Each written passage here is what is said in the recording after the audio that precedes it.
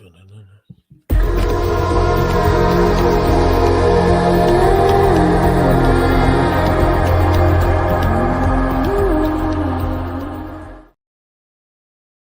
hello, hello. Hey, you guys. Hey, Lips. It's your girl, Miss Mouthy.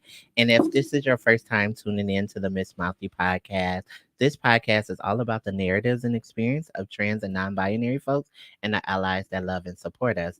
And if you're a returning set of Lips, hey, Lips, what's up? Thank you for coming again and popping your stuff with your girl. No, fix it. It's okay. Go ahead. Hey, Lips. Okay, period. And I want to take a moment to just thank my sponsors, the Black Trans Fund, for sprinkling a little razzle dazzle of joy and liberation so I can do what I do, when I do. Okay.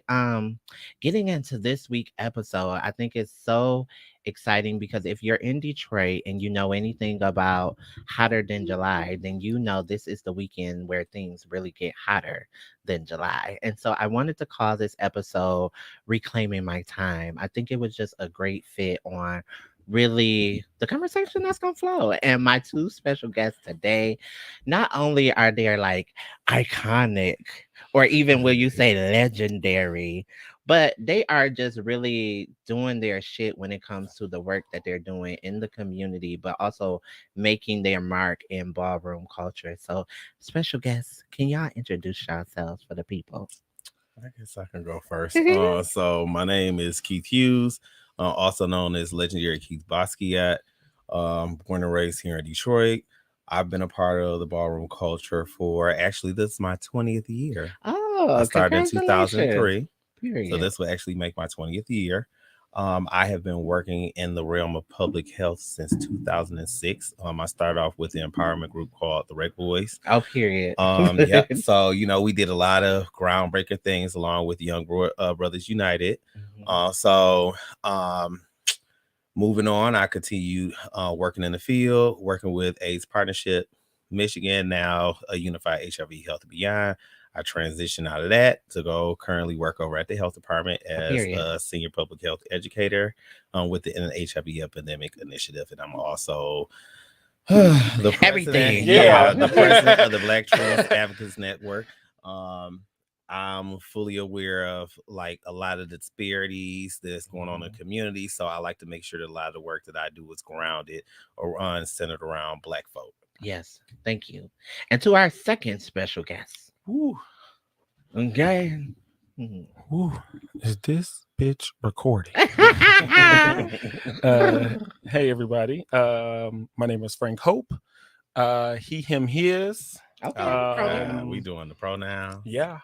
We're at the right space to do it. Okay.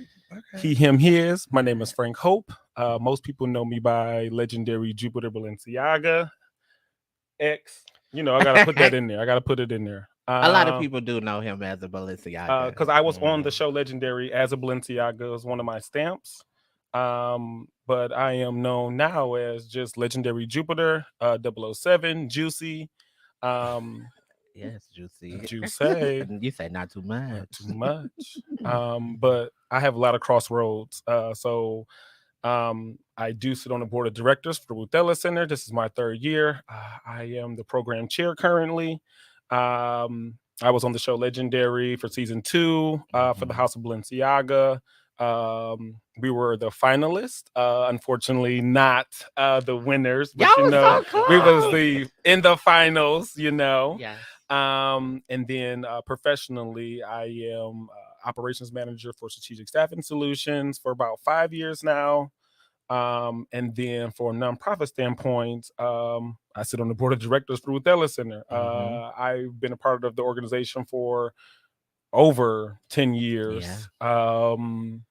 And then going to health and awareness, I was the executive assistant for the deputy health director, Leslie Welch, for about 2 years. So I represented a lot of people that look like me for a very long time at a very high level for the city of Detroit. Thank you so much for that introduction. So let's get into it. I think it's really important with both of y'all carrying so many titles, especially here in Detroit. What differences have y'all seen recently with how we celebrate Pride now versus when we were growing up? Who want to go first? It's some. It's we Ooh. You got go first, we 'cause got I some don't want to jumps. say nothing that's Okay. like All out of right. the way. Ooh, Um. political. I like it. Um. What do you mean the experience? Like, how did the weekend go? How did the weekend? So I Let's talk, recall, boo. yeah, You know how we talk. let me recall. I remember growing up that when we went to Palmer Park, it was a festival full of just everybody. Like I don't think I ever really seen that amount of numbers with just centering black gay Absolutely. folks in Palmer Park growing up with like all the different things. You literally could walk from the front of Palmer Park all the way to the back Back. and it Mhm. was something going on in each section. So I kind of remember that. But then somewhere along the way, I'm currently like in search or in need of like what happened. Well, my experience back in the day was we only went to the park because I had parents, and Uh, my upbringing in the gay community and ballroom was you don't go to the park at a certain time. mm-hmm. We only went to the park for events. Yeah. And when we did, it was hotter than July weekend, and that is when it was packed, but it didn't have the same impact or influence that it does now. Like Mm-hmm. how you just mentioned, the Pride Ball used to be in the back by the pool. Yeah. So from there all the way to where Woodward was people. Yeah. But it did not necessarily mean that we were talking about the impact on us all getting together, health, education, economic. Yeah. We did not have that kind of, I want to say, push. I don't want to say outreach because it was there. I remember it, but it wasn't a push for it. Yeah. Because I was younger and was just out being gay, Okay. or Just was put it, that fit on. Okay. or, what was it really about? But now, when we're thinking about turning the tables and being a part of the community and what we really actually want people to be involved in, that conversation is different. Okay. Thank you. Keith. Ooh. Yeah, it's a time there. Yeah, it's a big time gap. So I would say my time of pride was a celebration. Yeah. I didn't really have space growing up to be around people that was like me, that looked Mm. like me. So probably about age 17, I was outed. Okay. I had to run away from home. Um, uh, I was gone for about 2 years, but in that time, like I knew of Palmer Park. It was usually the joke of it all. Like, Yeah. yeah, like, oh, you gonna be That's at where you gonna Ninjas, or find. yeah, you gonna Yeah. be at Palmer Park. So, it was a joke. But when I got older, like to be honest, I didn't even know where Palmer Park was. It was Yeah. always the 6 mile, but like I was riding my bike and like I just kept seeing all of these cars just Or turning you'll down be this on the one bus and street. the trade will know to Uh-huh. be like, oh, that's where Mhm. them be right there. Yeah, How they you know pointing this? Yeah, and how you yeah. know this So you stuff? gotta look the other way on the Yeah. other side of Woodward. So Get ain't real nobody really trade about the getting in. situation. Mhm. Like, So Or like I stand at would the other bus stop.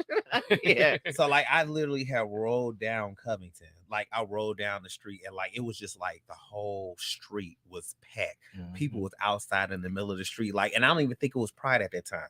But it was just people outside. It was Mhm. another gay bar that was across the street Okay. on the other side of Woodward called Numbers. Oh, And period. I would just remember, like, I would always go down this street. Like, people would try and like engage with me, trying to talk to me. But I, at that time, like, my thing wasn't about trying to get with no guy. It was about trying to find people that looked like me that wanted to have Yeah. fun. Because growing up, everybody know me. I was always the dancer. I would be in the Mhm. circle with the girls growing up, shaking Period. my ass. The boys would get mad and walk Oh off. yeah. But as time went on, like I would experience pride, and it was like I said, a celebration. Like I can remember one year, like me and my friends, like we was probably like 18, 19. It started raining during pride, like, and the music was still going. Mm-hmm. It was muddy out. We were still Yeah. voguing, dipping in the mud. Like Yeah. nobody really cared because there was really no time or no place for us to really experience this. It was Yeah. only like literally once a year, so we got what we could out of it. Yeah. And like it was like over the time, like you could just see the decline in the people, Yeah. the experience, the true. entertainment, the education. Like you Mhm. really didn't see any of that. So Because I came at the tail end of that. Like Yeah. all the stories I heard back in the day about how pride really was. I'm like, well, girl, people are here, but they're not enjoying the festivities. Like we're here, like, but we're just here amongst each other, with each other in silos. Yeah. And no shade, and Rock Hill can actually attest to this. If you remember one year, like the J Set girls will organize and be time. out there.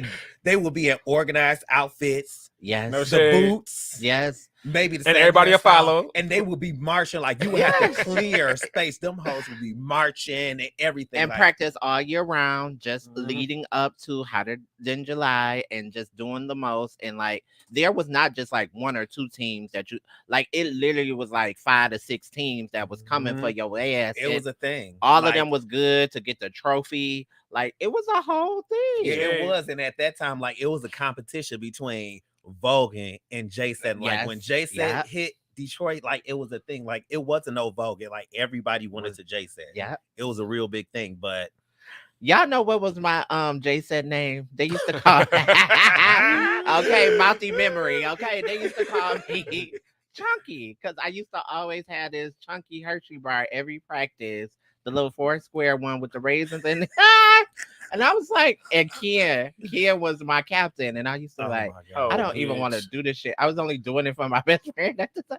I'm like, girl, why you got me practice all day? Like, literally, they would practice from early Saturday morning to late Saturday night. You better be back on Sunday morning. Like, it was just like boot camp. Like, no, if you're not with your shit, you're not performing, and that's it. I ain't never J set it, honey. I can vogue my motherfucking everything, basically. But J setting beat. Even now to this day, like, bitch, I will throw a count real quick, and bitch be looking like, girl, what you? Girl, I still got it in me. Period. I'm just not throwing it out like that. Yeah. Ain't giving that no so I think it's true to recognize the generational difference between the two of y'all. What would y'all say currently from the time that like you said when you came out, how things were, to like Frank, how things are in your community now that you see growing up? I feel like we were in the blur stage. Like, everybody was fighting for equality during that time frame. I hate to make it sound like that, but it was like a common goal. And then kind of like where my area is, like 2008.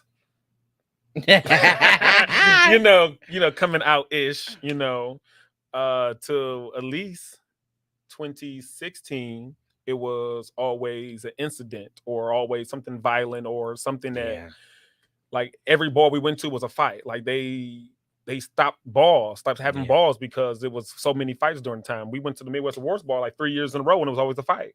4 years in a row. From 15 to like 18. But I ain't gonna lie, just for the like my whole like span in Detroit, I've always remember really bad altercations. I'm like, is it a Detroit thing? Is it LGBT thing? Like, I was just like, is it a poverty thing? Yeah, like, yeah, it was a thing. It's just a thing. Yeah, and then at that time, I felt like everybody was going, okay.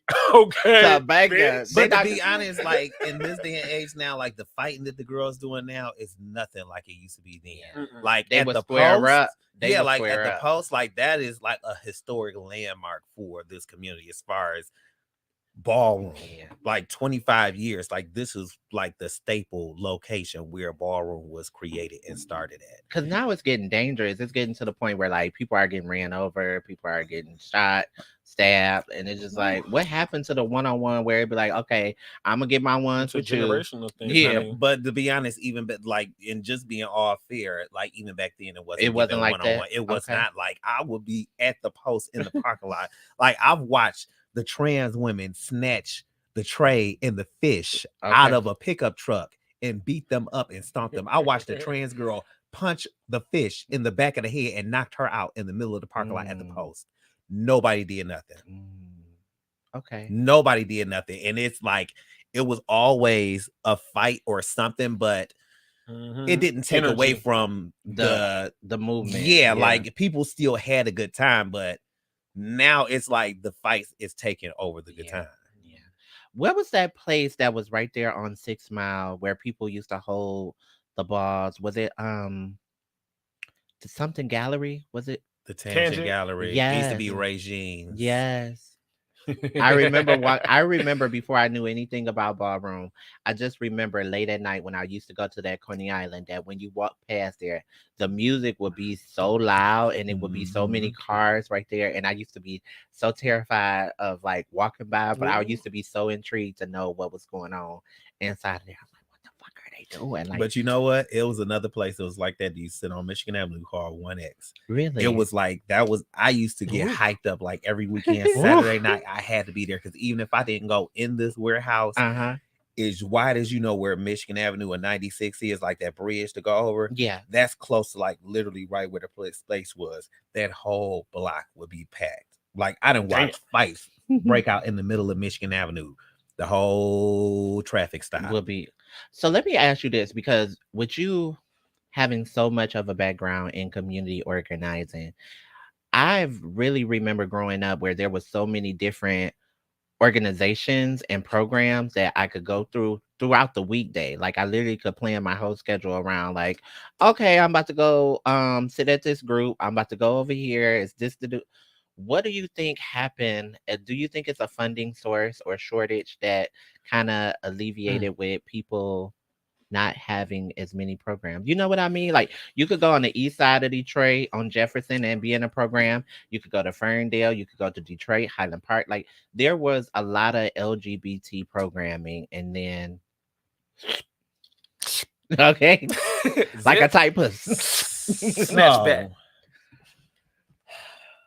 So girl, this You gets go, very yeah, It I'm gets just I feel like it asking. gets touchy because I Okay. still work in the field. Okay. So it's like I have to walk on pins and needles for Me what I too. say. Yeah. But Mhm. at the same token, like facts is facts. Yeah. Funding has been one of the biggest barriers Okay. to continuing certain programs that we seen over the years kind of help with supporting the community as far as like a space for people to come convene and be themselves. However, I still can't take accountability away from a lot of the organizations who are in existence. Yeah. Because one of the things that I've always been very mindful of and kind of push is that if you don't have data to back up what's happening, it never happened. Yeah. And I think that's one of the biggest issues that has happened over the years is that a lot Mm, of programming happens, but they don't know how to collect that data yeah. to show evidence on why it's needed and also the lack of relationships that a lot of these agencies have with community. That is so true. Mm. That is so true. Okay. I get it because I agree in the same way too. Like I never want to take away from the work that organizations do because I think no matter whether it's not my yum, I'm not gonna yuck it because it's helping somebody. It's helping Mhm. whether it's you from 16 to 30 or if it's helping our seniors. So it's just like, but I also love what you're doing because there's so much room for more. I think like growth is starting to happen. The city is in a renew. And so like going to you, Frank, how was it in your experience, not only like growing up and knowing how important ballroom was in the city, but actually being able to land to be on the show like Legendary? That's a whole nother story for a whole nother Oh, time. oh, okay. Um, yeah. Okay. Um, it was great. I had a wonderful experience, but the detail behind how I got on the show and then how I Mm, applied for the first season, but did not get on, but then end up manifesting and having that energy to be on the second. okay. Um, yeah, it's a lot more kind of thought process that went into it. Okay. And then the process to get on the show and how we didn't even know who was going to be on the team for Balenciaga until we had the first meeting. You Okay. know, so it's a lot of detail that we can talk about the next time. Okay, sounds good. Let Uh-huh. me let me Yeah, tell bring y'all me this. back, boo. I Bring me the will. fuck back, Come on back. bitch. Yeah. One thing I want to say about y'all, Mouthy Memory, is that what I love about y'all is that when we talk about how important chosen family is in our community, y'all two relationships over the years have been one that I just love. I love the way that you've always mentored Frank in a way of like trying to steer him out of trouble or keeping him aligned in his ballroom career in a way that I could be She wrong. about to have me cry. Yeah, I like tears. I like tears and water the soul. Um, but I just think it's so important. Let me ask y'all, like, what has that meant for y'all to have this relationship over the years, and like, Why is it important? I be coming with. I be want to That's a know. little deep for me. You It like is. okay? Well, I know I ain't gonna cry, but it's a little deep for Oh me. yes, I like these. well, I'm a crier now, so Oh, I love that for I you. know I know she. Oh, this is my mama. Yeah, I period. used to cry. Oh. It's Not y'all switch important. roles. Okay. Um, important is just not just a word. Like it's just kind of like feels like family. I don't always had a family, Yeah. but that's what ballroom became in all of our situations. Like me leaving the house that we started, well, not started together, but became together in. Yeah. Me still leaving that house, my mama still being my mama regardless, and then shit, all the situations that I've had throughout life. Like if I can depend on anybody, it wasn't just about ballroom, and that's I'm not just about ballroom. Yeah. For anybody that actually knows me, so I need family and experts in every position in my life. So that means mentors in different areas, Yeah. understanding people. Um, and Keith has been that for about 15 years. I've known Period. this man since I was 15. Long time. I Um, know. even when like we had half a days at school when I was in high school, you can't come to my house until you do your homework. Mm-hmm. Like Legit. I didn't even like I was saying, I didn't even go to the park for real until I was over 21 for real after a certain time. Like Mhm. you could not be a certain way. My parents was a certain way with me, the way that parents was back in the day. Mhm. But Speaking that's of parents, respecting parents. prime example. I think the funniest thing to me and still this day, and I still bring it up to him, and it's so funny. Okay. So he will always talk to me about his mother. Still never met the lady. Mm-hmm. Living right down the street from me. We like a block away. He was on Alexandria in that same building that y'all was in. Yeah. Period. That's So- shady boots. Oh, excuse me. Yeah, I'm gonna keep it real. That's Okay, shady boots. that's not shade. I'm gonna tell you why. Oh, Go ahead. shit. So we were getting ready to go out of town for a ball. It Uh-huh. was me, him, I want to say Donnie. Donnie. Mhm. We were in the Donnie. car. Hey, Donnie. So I ended up going to the wrong spot. So they decided to come and get me from downtown to take me to the mega bus by Wayne State. Okay. So I'm standing there with my little book bag. I had like this little the old school book bag with Just the little one. handle. Oh, go I'm ahead. standing there, they pull up. So I'm okay. I'm about to get in the car, sit in my lap. So she got out like, Frank, why you ain't let her put her stuff in the car? Baby, I turned around, look, I was like, oh, bitch, I love y'all mama, bitch. Her? And I didn't even have to say nothing. Oh, yeah. Okay. That's All I mama. said was this my mama. Like I'm with my mama. or I was with James at the time. Mhm, These was my mhm. parent. Like these were the people I was always with. And I mean, shit, I was 15, 16 at the time. So my Yeah. mama had to know who I was with. This my other mama. This my Uncle James. Yeah. And that's how you respect and love people over a certain amount of time Yeah, and and then have they form their- experience. yeah. Like we have traveled around the fucking world together. Like, Yeah. yeah. And now we're on this journey of doing the organization. Like you are executive director. Mhm. And I'm like, if we're gonna keep talking about the ball, if I'm just chopping it up with you, put me on it. Yeah. Make me the treasurer, make me whatever on the paperwork, boo. Let's And run let's it. do it. Let's do it. Cause I got the backing, I got the experience. You got it too. We can make it happen. It'll become as easier if we do it together. Like Okay, so let's get into that. How did that actually end up coming about as a brainchild and a labor of love of yours? Oh, that's some big tea. Ooh. Keith was talking about doing this like See, I be years trying ago. not to be shady. I be really like letting y'all be So- polished, you know. So no shade. not Like shade. this whole conversation, tea. like this actually started maybe some years ago. I want to say maybe about 5, maybe a little more. I can remember one year we was at Pride, and I want to say it was. I don't even want to put the people out there, but Okay. either way, it was some. I was at work at the time, and some things that happened where a lot of community members they came out there to be screened for HIV to get an incentive. Okay. The people never told them that it was either a certain amount of incentives that they were giving out or a time frame they were giving out. So they had people sign up to be screened. But when they were done and they left. So when we came to set up, these people were still expecting the incentive, knowing that it wasn't attached to our organization. So it carried a big burden. So that was one thing that kind of irritated me because I feel like the organization, it's starting to like, and now they're gonna start to not trust my organization. So that was like strike one.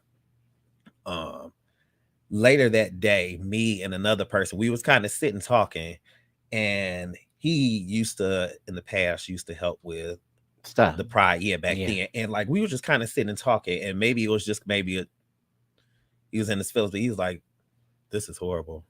Like this Mm. is nothing like it used to be." And I was like, "Well, no shade. I actually agree." I was like, because I remember times where like the park Yeah. used to be packed. Like people used to be at the park Mm-hmm. all night long until about Mm-hmm. 9 o'clock in the morning to the next day. Mm-hmm. Um, and like I would still talk about it over the year, but at the same time, I would sit on the planning bodies Yeah. for Pride and things like that. So I was hoping that because of the relationship that I have with community members and the relationship I have with working in the field, I feel like that would kind of help with putting the glue on rebuilding the Put it community. back. Yeah. So me having conversation with community and trying to kind of build that space to let them know, like, hey, well, I know you all are playing in this, but the community doesn't want this. They want people to be able to. They didn't want that. So when Pride started happening, it was something that wasn't inclusive of the entire Yeah. community. Yeah. So you can start to see the decline over the years of people not really wanting to be a part in a certain way. And Yeah. these are people from community that I deal with, that I work with Yeah. daily. So maybe last year, I was having a conversation with someone else. Pride came around, Pride came and left. It Mm-hmm. was same week in the middle of July. That last weekend of July came, and there were people coming out to Palmer Park Yeah. from out of state that was expecting A certain a level of pride. yeah. Nothing happened. So it was like community was trying to still create space like it was still pride, but it really wasn't Mm-hmm. pride. So this year, Because I feel like if you're one of the like what I call the new batch, every year it's a new batch of like LGBT folks that come on the scene, right? And if you don't know the history of what was going on in Detroit or with these organizations, you literally don't even know that that was a thing. Like you'll just think Palmer Park is regularly Palmer Park and you can frequent fucking bushes or whatever the case may be. But mhm. when you a little older and seasoned, then you know like no, we used to have hotter than July, and people used to be all around this bitch, and people, even organizations, will come together and give out services, and you know, Yeah, and it's like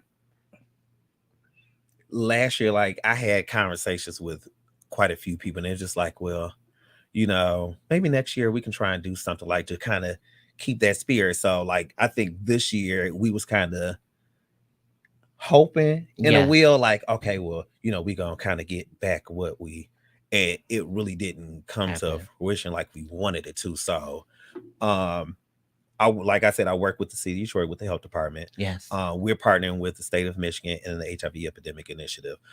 So we actually have a mobile health project called the Pull Up Project. pull on up.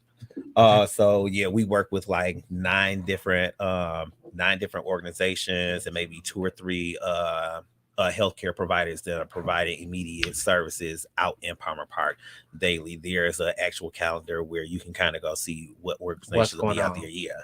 So knowing that we already have like these relationships with the providers and we already are rebuilding the relationship Yep. with the community, we was just kind of think like, well, maybe we could do something for July. We always have the community launch in the beginning and in the spring, and then we always have the closing Yeah. towards the fall. So we're like, why don't we do something kind of keep the spirit of pride up? So we're like, okay. Somebody in the middle was just like, well, why don't you go and, throw a little something extra in there, like do something. So I kind of sat and pondered on it for a Yeah. minute, and you know, I ran into, a little showing at that time. Okay. So I really had thought, like, besides me, getting another vehicle, like what do I want to do kind of to help myself? So me and my Mm-hmm. brother had conversation about kind of building this legacy. But in his mind, it was more like me having a child. Mm. That's not where I'm at. Like I'm Yeah. 40. I don't want any children. I really don't. Right. No shade, I already got kids. Period. Please. I ain't had to go through the process or nothing. Yeah. So boom. But I really had thought like longevity wise, like where do I see myself? I've been working in public health since 2007, Yeah. realistically. Yeah. So like I'm really not going anywhere. So what do I want to do to kind of evolve myself in the work that I've been doing? Everybody knows the type of work that I've been doing. So where can I see myself taking to the next step? So instead of me just doing the ball, which we're having July the 29th. The Colors of Pride Ball this will actually be the first ball held here in the city of Detroit that'll be giving away $10,000 to the house with the most trophies. Period. One more time. So One more time. what? 10K. 10K. One more time. Okay. 10 bands. Okay. However you want to put it. So me kind of sitting thinking about that, and I'm like, well, everybody else asks for sponsorship, but I work for the city. Yeah. Like that, I couldn't really see myself. So maybe about a week or two later, I just kind of sat and pondered, like, I think I'm ready for my own organization. Yeah. Even with just doing the work that I'm doing, like within an HIV epidemic, there's a lot of those social determinants that are still kind of embedded in our community, particularly in Palmer Park. So I just kind of thought, like, well, yeah, I'll just go on and start an organization. Like, I know what I want to do, but I really want to focus mainly on housing. I think that's kind of like the core of like why people aren't necessarily able to stay engaged in care in some aspect, or people are not really in their mind about how do I prevent myself from acquiring HIV. So I wanted to kind of build an organization that was community centered, community driven, community focused, and community led. 4 pillars. I love that. And you know what's funny? Before I even knew anything about like really HIV in its entirety, you was the very first person who ever tested me, and I never forget that like experience and everything, because you just like don't know, like you don't know until you go through that process and you get asked these questions and you like, well damn, I didn't really think I was out there like that. And you gotta sit and you gotta ponder, but you made it so you put my mind at a lot of ease, and you were very profound with the information that you was giving me to like make very sound decisions. So it was like great. And then after that, to just see you really involved over the years, nobody could ever take that away from you. Is that like there is people who do the work, and then there's people that is the work. And I feel like for you, it never turned off. That like every time that I looked to some type of resource or where should I been, you were always there, already doing the work. So I got a real hard niche for this. Like, I feel like I'm not gonna ever stop doing this work. I think for me, being a Black gay man living with HIV, I've been living with HIV since 2008. So being able to be in a space to not only provide a space for other people to feel safe, like this, even outside of doing this work, like I've been helping community then, like, and I've heard many stories of people like, oh, I used to think he was homeless and this and the third. Like, no, girl, I had a job, I had a car. I was living with my mom, but guess what? These other girls that was out here on the street that y'all outside the park was living with me, rent free. I was feeding them. They had a place to come fuck. They was able to do whatever they needed to do to stay off of the street. And it's one trans woman, like in particular, and I won't say her name, but I can remember leaving from the park. It had to be like close to Halloween. And when it gets closer, it gets cold. When it rains, it's cold. And we were walking away, like me and my friends, and I could see her and her friend at the time sitting on like the little stoop thing. We walking away, going home. I stopped and looked. They still sitting there. We made it in the park lot. I stopped to walk back, like, where y'all? Like, why y'all still sitting out here? We ain't got nowhere to go. 12 and 13 years old at the park being gay. Come out with me. They stayed with me for 2 years. And that's something that I don't know if it's changed because now I'm older and more established, but like for me, community was like vital. Like if you were out and you were like trying to figure out your life, you needed other people to kind of lean on, because it's like shit, it's hard if you ain't got no job, or I might be going to school and got an apartment, but I ain't got no car, or all the different factors. We all had to bring in our resources together for which one didn't have, the other one may have. And I don't know if that's still something that go on, but I really used to love that growing up. I could rely on me and my friends. We all about to ante up, whether it's a big ass pizza, a big ass pizza, and we about to eat and we about to have a good time. And it never felt like we was down and out, even though when looking back, it was like, bitch, I feel like because we grew up. Yeah. It's not a generational thing, because we grew up. Yeah. We we wanted different things. We seen different things. And that's how we wanted it to become. Mhm. Cause shit, that's kind of how people is still like they still are that way.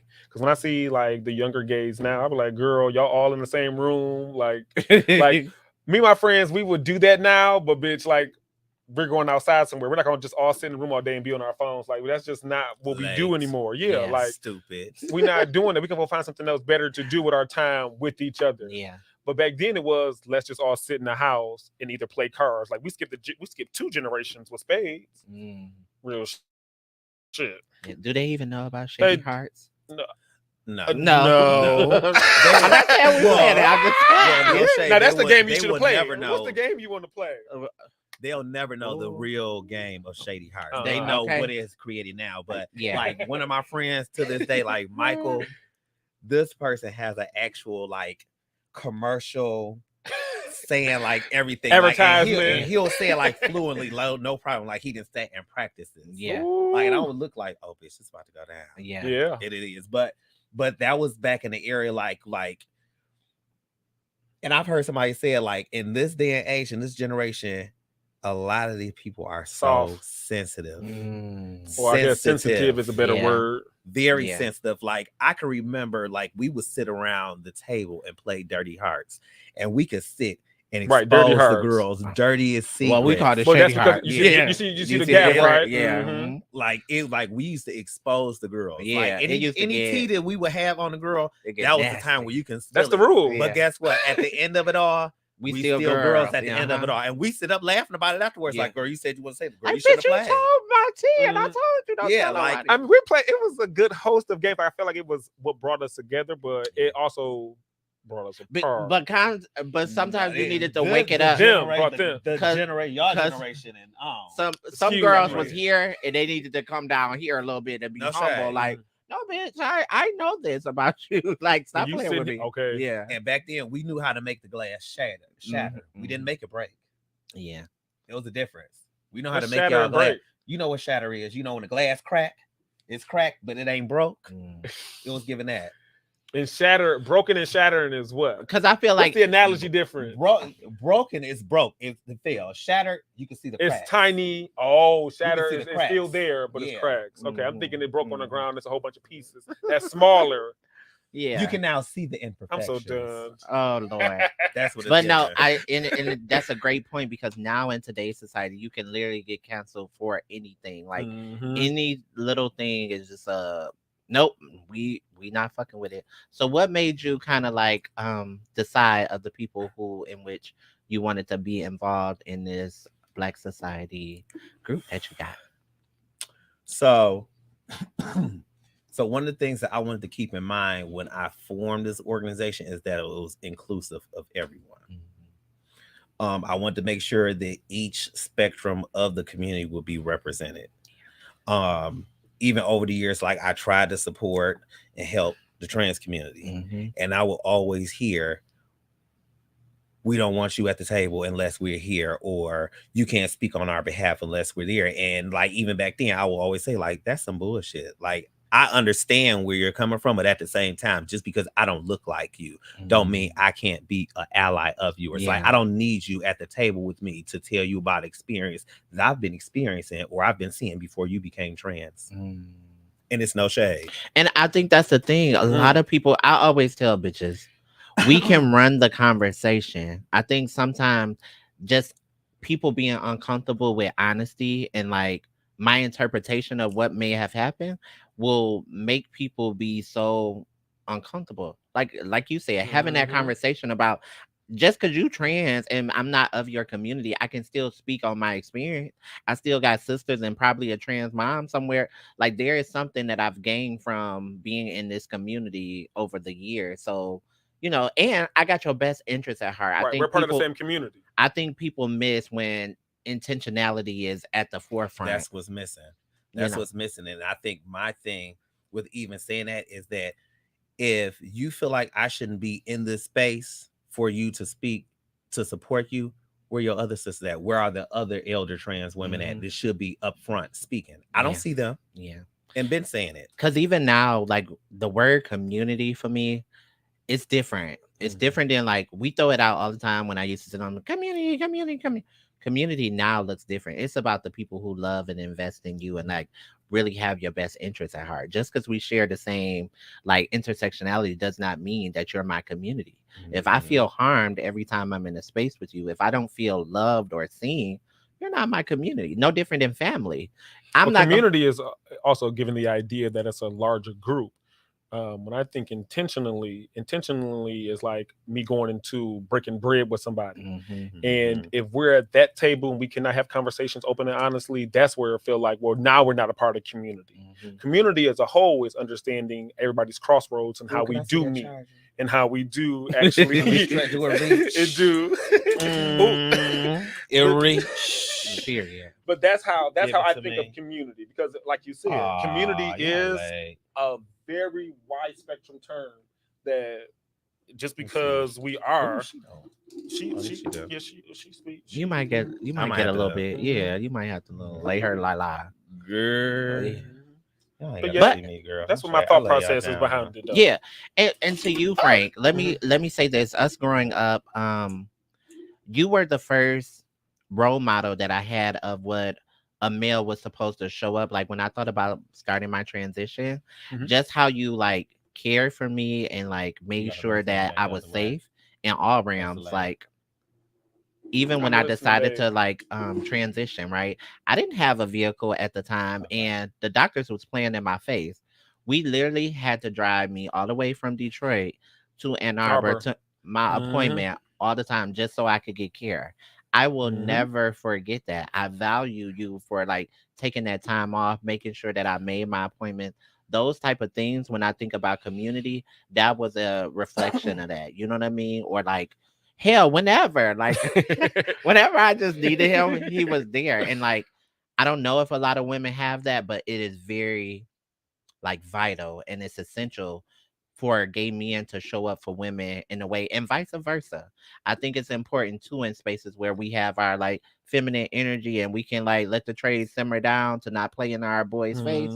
It's the same way. So because women have a different power around that kind of environment and able to control it, because this man is conscious that she's a woman and another man is going to be in the sense of challenging him.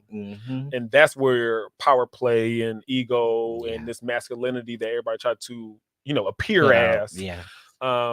But I love you too, going back to it, baby. I love you too. I value you too. That's why I've always been this way. I was raised to be a gentleman, a man first, and to hold and be at some type of stature, to be that way. Like I'm just that way. I don't know what I I used to have teach to him that because I'm a lady. Yeah. Well, but I grew up with all women too. You know what I used to have to snatch bitches edges for?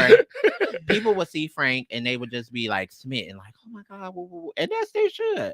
But the moment he go to Vogue, they just like, oh no, I don't like him. No, bitch, you're not gonna play in his face. What you're not gonna do, like he's still a man at the end of the day that participate in the activity. And I just was like, I hated that fact. Like, how do y'all disassociate something like that so quick? But it's no shade. It's the same thing with me though. Like for years, everybody saw me as Keisha Khan. This I wasn't gonna bring like, it. I wasn't gonna everybody say it. always You didn't see say me, it. and it's like, Yeah. and like no shade. I still have pictures from that back then, like the tight pants, the cut off shirts. Like I used to be out dancing, Jay setting vogue with everybody. Like I always like carried this like feminine look to me, but I think like maybe over the years I started to gain weight. I injured myself with my hand, so I picked up all this weight. And I forgot you broke your hand. I got older, so it was just like that metabolism slowed down, honey. Yeah, I just started looking at like a lot of the older people who was out when I first came out, and I used to always look at them like, I don't want to be that type of gay. I just don't like. I don't want to be that type of feminine gay, out loud, just extra and girl trying to push myself up to, oh girl, I used to be this back in the day. I don't want to be that. Like I'd rather build my name up to like, girl, I'm humble. Like I did. I feel like I've done what I need to do in my work. Yeah, like I feel like I've done what I need to do in the work that I'm doing. So now I feel like this is like now my next step to kind of show who I really am to the community, because everybody see Keisha Gunn. Everybody see Keish. The girl to walk the wrong way, the girl that taught the girls how to vogue, like y'all done seen. It only makes sense to level up to the next part of your life naturally. Your journey. Yeah, when it's happening, like that's kind of like how I felt about the ball. I'm like, man, just put me on the ball. We talking about it just naturally, throwing the event. Like it's Mhm. natural for us to just do it, and it's going to happen easily. Like Yeah. it's still not really that hard because we both are professionals in our own area, and when it comes together, it's just magic. Then we just at the venue too. Yeah. So tell the people Like it's been a long day. It Like has. tell the people what they can expect from reclaiming hotter than July and all the things. Or no. Give us what you can without giving us too much. Let me say that. Celebration, Okay. education, Okay. and reclamation Okay. I like of that. our pride. That is like the main focus that I want to keep reiterated. Like seeing it like this is really like the first year of me trying to build the relationship with the community, showing what I'm trying to do is like really where I'm at. Like, and even now, like I've only gotten a sponsorship maybe from one person. Shout Yeah. out to Melina Health, Period. Melina. Healthcare for looking out. That's my insurance company. Period. No shade. Like I haven't really gotten the support that I expect because of who I am and what I've done in the community. But at the same time, I had to still pull myself and humble myself is that this is nothing but Mhm. trial for Yeah. me. and they have to see it. They have to see it and work in See how important it yes. is for community and like all the things. Let me tell you this. One, I want to thank you for even reaching out to me. But I think that goes to show that like despite whatever obstacles that come in the way, because like in this work, it is like performative, it is like gatekeeping, it's a lot of things. But what things that I feel like when you're a leader and you're really like passionate about what you do, nothing will stop the ultimate goal to what you want to do. So even though you didn't get a lot of support, look at what you've been able to still create. You can give away $10,000, okay, at a ball. Of my own personal Here, fucking money. you Own see what I'm money. saying? Mine. Own money. It's no different than when I I'm not gonna started. brag about it because No, baby, it's not a brag, it's truth. Like because Yeah, it's realistically, honest. like over the years, like I've helped so many people in the community get sponsorship from the same organizations, and not only that I've worked with, that I've partnered with, that I still support, that I still put on the map in the community with helping build relationships in the community. And I think So that's part of where it gets jumbled with being humble, right? Like when Mhm. you're It's a humble, fine line and it's like humble when can you're already also close to the line. be acknowledgeable about Mhm. what my contribution to this shit was, and that sometimes your light gonna sound bright regardless. So just acknowledging don't make it like, oh, you're being bragful or boastful. Like, no, it is important that over this time we have looked for many of people probably to bring this back. But just the fact, like I told you earlier, God had intention and purpose on why you're in this role. It is meant for you. Nobody else could pull it off the way that you do, and it's gonna be a success. You know what I mean? Because you've seen the vision, and when you see the vision, you have to create it. Next year, I already know it's gonna be a slew because now the naysayers or the people who were non-believers is like, oh shit, We should have. I should have got on it, or da da da. And then to have somebody like Frank that's so involved in community, it's just amazing. It's been since the process since I've been on, it's been seamless. Like it's been seamless. It's been the meetings been happening. The people has been doing what they need to do, and I seen the little flyers yeah, and yeah, I mean, to be honest, like event planning has always been like the backdoor thing that I've done. Mhm. Like even with some of these, with a lot of the organizations, like, and it's no shade, like tooting my own horn.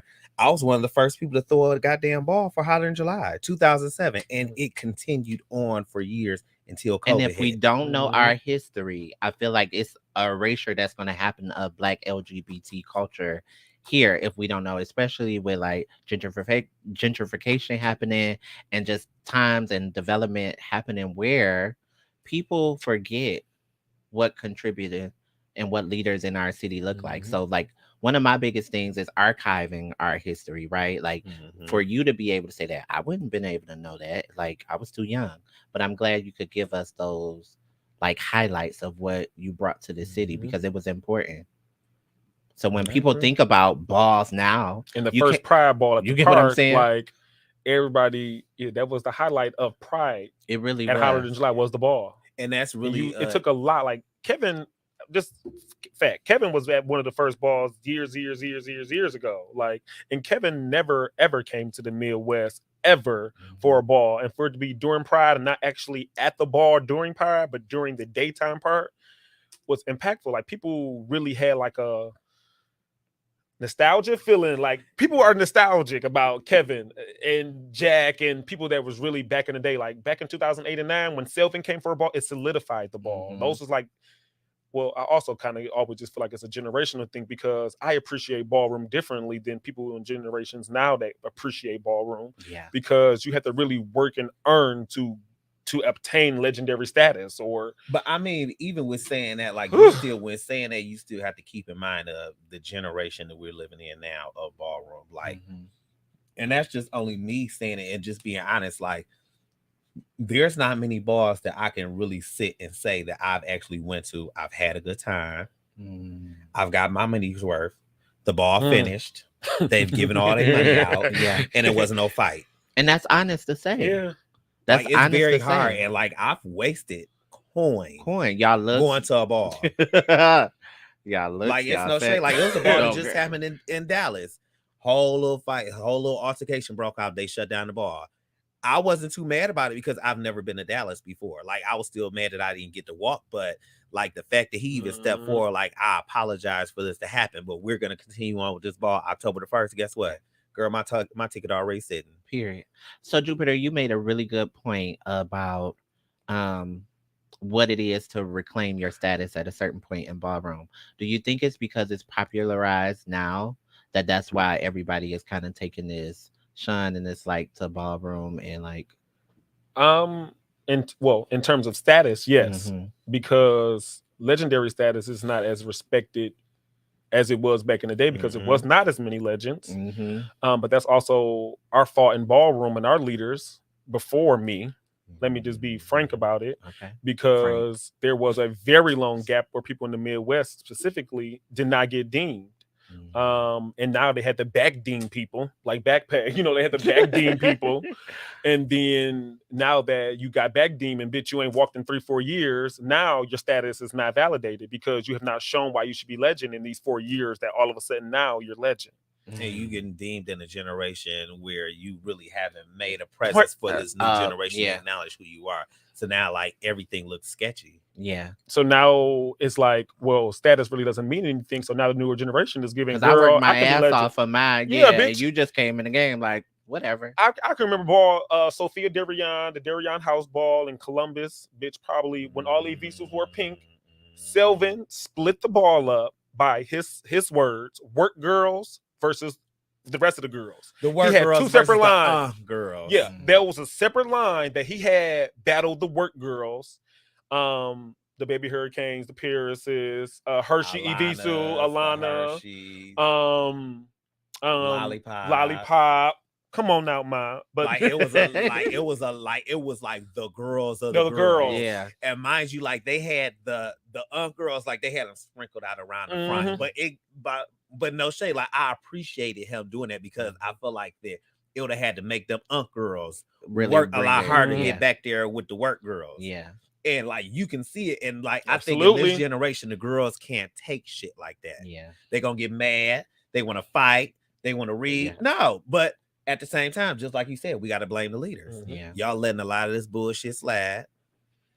A lot of it. I mean, the shit that I got in trouble for and chopped for back in the day, it was, if I would have made as much noise as I would have back then from a simple chop, from me not having the right shoes on. I got chopped before because I had different shoes. I think it was different shoes, bitch. I'm old. Yeah. A lot of dumb shit like, for like when they do all colors and then they'll go, bitch, your zipper is silver, so girl, you should get chopped. It was saying all one color. Like shit like that is where we're like, okay, well, that taught me to know, girl, don't come like that. Yeah. You wear all red. And if your zipper is silver, go get red spray paint and spray it red because it's saying how you gonna zip it and unzip it when it dry. But that's how what is it? Yeah, like how minute they are about. But so it prepares you for the worst. Yeah, it definitely is choosy. Yeah, politics. But I'm talking about how it made you stronger. That's my point. And what I'm saying about ballroom, like. Back then, you had to just keep pushing and going. Wasn't no social media, wasn't no ballroom throwbacks, wasn't no YouTube like that. Actually, you had to make your name on your own. Actually, it was a Walk For Me Wednesday. Oh, and Jack YouTube channel back in the day. Yeah, but Song you with had the to really rumbles. actually earn and travel back then. Now you can do one LSS, bitch, and get 2,500 views, and you think you that girl because you know the commentator, and she give you LSS every time. Yeah. Bitch, you wasn't friends with Jack and Kevin back in the day. Mm. I don't, They walk or right past Selvin. you. It was not given that. Bitch, you wasn't friends with the old girls like that back in the day. Okay. You had to get respect. So the girls just better bring it at this ball. So this is Mhm. so this part of our show we like to do mouthy pearls of wisdom. And I like to, since y'all talked about everything that was iconic and throwback and like, back in the day, what advice would y'all have for either, I guess, a up and coming girl or a boy that want to do ballroom or anything in the such of like far as community? What advice would you have for them for like coming into ballroom culture? That's fine since I'm closer to this generation. Girl. um, Mine is actually find a ballroom mentor. Um, and that's why I'm not saying mother or father in your house. They don't have to be a part of the same house. They can give you new perspective. Mhm. But it's always great to have a mentor to understand. And a mentor to me is like 5 years above me, at least between 5 and 10 years. So you can get that back knowledge Mhm. and it's able to really actually tell you perspectives of what things that have happened and also teach you the standard and quality of ballroom. And then this mentor should also be not just ballroom, like Yeah. your parent slash mentor, whatever you want to make them the person, the go-to person, Yeah. not the person that is your yes man, not your girlfriend that's going to sugarcoat it for you. You need a mentor to help you understand and navigate and learn the history of it. Like that is the main part that will shelter you from the bullshit. Yeah. Like, because people will try to make you believe anything. Hello. And you need trusted advisors. You need a board of directors around you in your area, in your circle. And shit, sometimes that board of directors is 4. Sometimes it's 5. Is how many judges we have in 7? Probably 9. 9. you Okay. need a what is it with uneven number so it won't be everybody like Absolutely. 4 people saying yes and 4 people saying no. So what's the right answer, bitch? Yeah, and then you got that one. Uh-huh. Mhm. It's Okay. gonna always be that one. So Keith, what advice would you have for a youngin? Oh God. Be mindful. Mm. Like I think that's probably the best way that I can put it, because I think Mm. with coming out and like the way that not only ballroom but just the community is glamorized in this way, like, and me just being honest, like from who I was back then and the friends that I had back then, I don't have that now. Yeah. Like I could see them now and passing, hey girl, Mhm. hey girl, and keep it moving. Like we ain't never done, like bitch, you ain't never ate at my house, like you ain't never slept at my house, Mhm. I ain't never picked you up to go to the bar, Mhm. go out of town. Like it gives that. So now like I have to keep in mind of the growth and where a lot of these people went over the years: prostitution, drugs, Yes. death, incarceration. Well, I have to look at all of the that things. and kind of, I always kind of, that's the kind of humbling thing that brings you back. And it's like no offense to nobody like Not that at I used to be all. around, but like the life that I was able to evolve into, I tried giving people the space to follow me, Yeah. to go to that next space. But again, the drugs, mental health, homelessness, all of that encased in it. So because I wasn't, I don't feel like that I had the resources then Mm. to kind of help a lot of these people get out of the space where they are now. Yeah. So now when I see them, it's like I have to walk on pins and needles to engage with you, because now you know I don't do drugs. So Yeah. because I'm around you, you can't feel comfortable being who you want to feel because you feel like I'm judging you. Okay.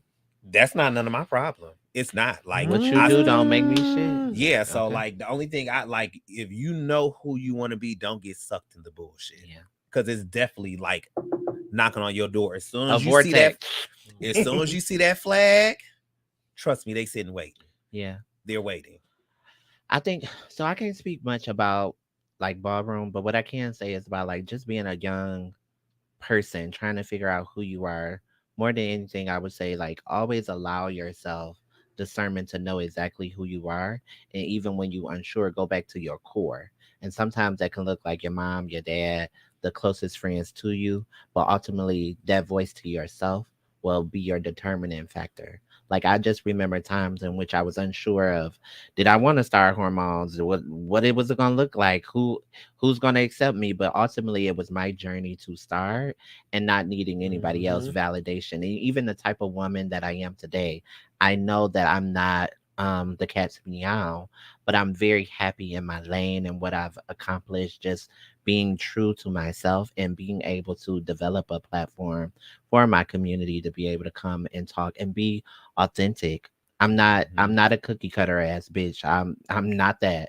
And I don't want to ever be that. Like I know what things, especially like since my friend passed away in last month, I've been living authentically unapologetic, not giving a fuck, like, but respectfully. Like, like your That's aura, hard. yeah, your aura can sometimes shake feathers. But what I do know is that like I deserve a lavish life. I deserve to travel and I deserve to not be um burdened by the pressures of being blackballed just for like having a platform or somebody else saying something crazy. And you just grow from those things. You learn, you grow, and you move forward. And I know like next year, just like how you feel with your event, it's gonna be Mouthy is gonna be on a whole nother level. You Okay. better speak it into existence. Oh, I love it. You better. Just say, okay. bring me back. Okay. No, you're coming back. You're definitely coming back. Again. Okay, you're definitely coming back. But let the people know where they can find you and like the event and all the times and dates. Ooh, Jesus. So If you want to be found, because some people don't want to be found. I did get so not financially, but I was able to gain support to make sure that there was space for community for the nightlife. Yes. Because I know with some of the stuff that I have planned, there's gonna people that's gonna want to come out and unwind and everything like that. So Wednesday night we're gonna work with Father Tim Cristal. He's gonna be hosting the Vogue nights at White Star, in partnership with the Black Pride Society Incorporated. Yes. So we'll be there. That Thursday I'm having an invite only event.